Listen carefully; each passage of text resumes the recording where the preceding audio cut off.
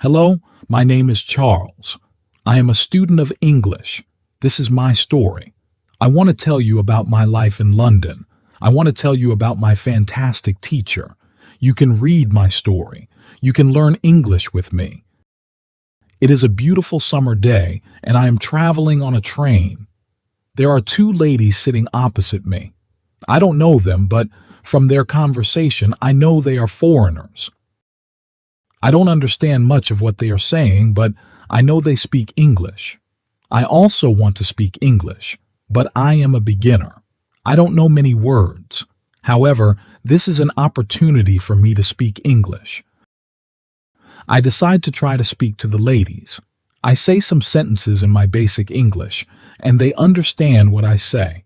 I don't know many words and I speak slowly, but the ladies are kind and patient.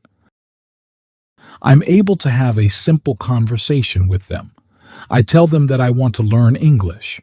They are happy when they hear that, and they tell me that they are from England. They are traveling home from a conference.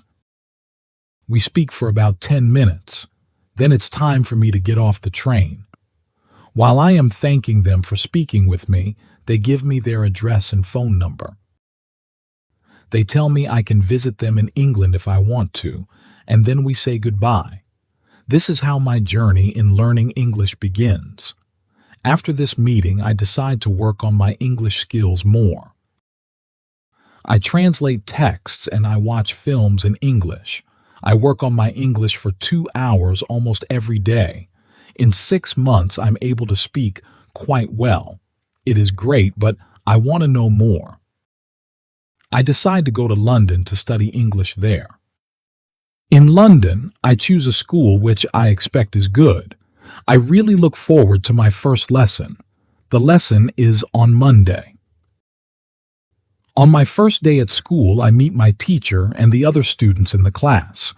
My teacher is a young lady. She is very nice. She asks everybody to introduce themselves and say where they are from. Then the lesson starts. Our teacher asks us how we studied English before and what we suppose is the best method to learn English. I tell my teacher that I like translating songs and other texts, but I don't know what the best method to learn English is. Our teacher says that she will teach us a very effective method, which is based on using the language.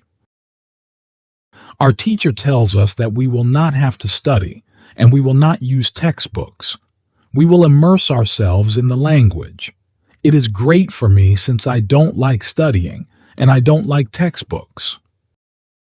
Then we speak about what we should focus on when we learn a new language.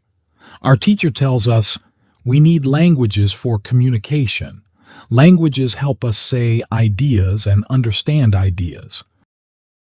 So when you learn a new language, the best way to learn is to use it for exchanging ideas. This is what we will do in our course. Most of the time we will speak. You spoke a lot when you learnt your native language as a child, and you should speak a lot when you learn English as an adult. Unfortunately, many students spend a lot of time on memorizing new words or learning grammar rules. They don't use English for speaking. They study about the language, but they don't use it very much. Of course, you need to learn new words and new grammar, but you don't actually have to study them. During this course, I will show you a very simple and effective way on how to learn new words and grammar. I like what our teacher says. Our lesson continues. We speak about our hobbies and what we do in our free time. We speak in pairs or with our teacher. It is great, and we speak for the entire lesson. I enjoy it so much. I have never spoken so much English during one lesson in my life. I have never learnt this way before. I am happy, and I look forward to the next lesson. When you want to learn English, use English for communication. I go to school on Tuesday again. One of the students asks a question that is interesting for me. She asks, "What is the best way to learn new words?" Our teacher says, "There are many things you can do to learn new words. I will tell you what is statistically the most effective way for learning new words. It is reading. When people read when they learn a new language, they learn twice as fast as people who don't read. It is good to read for at least 30 minutes every day. I want to show you what you should do if you want to get the maximum gains from reading. First, it is very important that the book or text which you read is interesting for you. It is important that you enjoy reading. The book can be a nice story, or it can have some useful information for your job or your hobby. Don't read a text that isn't interesting for you. It is also good to read a text in which you know most of the words. When you don't know many words, you can get frustrated. You always want to enjoy everything you do while using English. It is good to choose a text which is interesting and also suitable for your level. When you read the text and you see a word that you don't understand, you get a dictionary and you look up the word. Then you continue reading. You don't have to write the word anywhere. You don't have to make a list of new words. You don't have to try to remember the word. You only focus on understanding the text. When it is clear to you what the word means, you continue reading. Anytime there is a new word for you, you do the same. Reading also has another great advantage. When you read, you learn new words, and you also learn how every word is connected to other words in the sentence. Then you can see how to link the words correctly. This way of learning new words is very effective. Give it a try, and you will see how fast you can learn new words. Then we continue with the lesson. We speak about the situation in England and about the best jobs for students. This is good for me because I want to have a job. I want to do something after my class. I ask other students if they know where I can find a job. They tell me that I should go to a job center. The job center offers a lot of jobs for students. This is good for me, and I'm happy that I know where I can find a job. When my day at school is finished, I go to the job center. I don't know what jobs I can do, so I ask the lady at the job center what the best job for a student is. The lady tells me that they have some good jobs for students. She tells me that I can be a cleaner or a waiter in a cafe. I tell the lady I have no experience doing these jobs. She tells me that my English is good enough to work at the cafe. The training is not difficult and I can have more chances to speak English than being a cleaner. She tells me that I can start my job on Thursday. It is all good for me. I'm happy that I have a job where I can practice English. On Wednesday, I go to school again. There is one student in the class who is quieter than the other students. He is from South Korea. When our teacher asks if we have any questions for her, this student from Korea says that he has a question. He says that he has a big problem with pronunciation. He knows that his pronunciation is not very good, but he doesn't know how to improve it. He doesn't speak much because he doesn't want others to listen to his bad pronunciation. He says that he reads and watches films in English a lot. He understands very well, but he also wants to improve his speaking. He asks if there is something he could do to improve his pronunciation. When my teacher hears this, she says, "Okay, I will tell you something about pronunciation and how to practice it. I will also teach you a great technique that can help all of you to be better at pronunciation."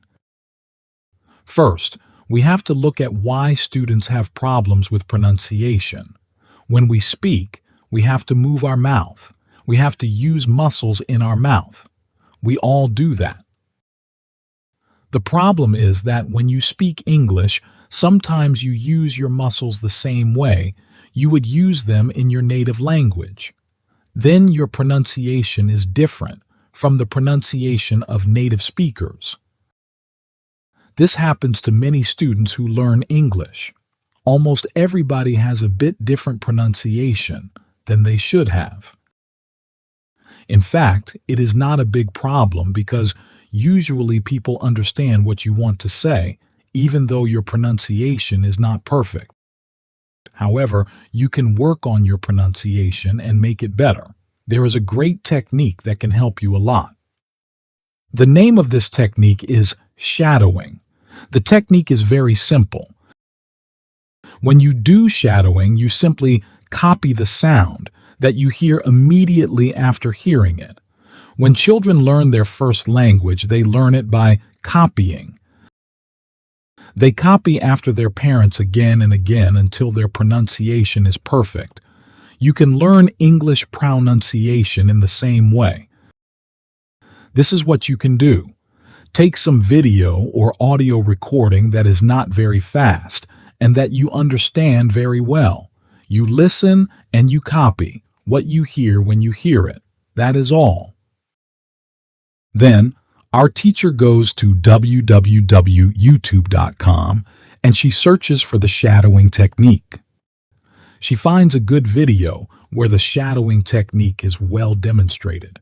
We watch the video. Then we all try to do shadowing for about 3 minutes. Then our teacher tells us, shadowing is also good when you are preparing for a presentation.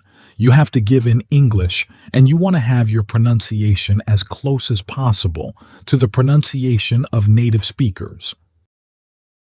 Before the presentation, you can go to some place where you are alone and you can do shadowing for about 10 minutes. You will see how much it will help you to have better pronunciation during the presentation. This is very interesting for me. I haven't heard about this technique before. When the lesson finishes, I go to the school reception. I ask the lady if there are any sport activities at school. I would like to play some sport in England. The lady at the reception says, yes, we have a table tennis team and a football team. The football team has training today at 5 o'clock. I am very happy because sport is very important in my life. I go to the training of the football team. I meet a lot of players from different countries. The players are from Brazil, Japan, Russia, Spain, Argentina, and Italy. I like the training. I am very happy that my time in England starts well. I have a great teacher. I also have some new friends from my football team. Also, tomorrow I am starting my job. When you want to have good pronunciation, repeat after native speakers. On Thursday, I go to school again. We have a new student in our class. Her name is Monica, and she is from Italy. At the beginning of the lesson, my teacher asks her how her life is. My teacher knows Monica from 1 year ago when she attended her class. That one was a class for beginners, and it was only for 2 weeks during summer holiday. When Monica speaks, her English is beautiful. Her pronunciation is very good and she is very fluent.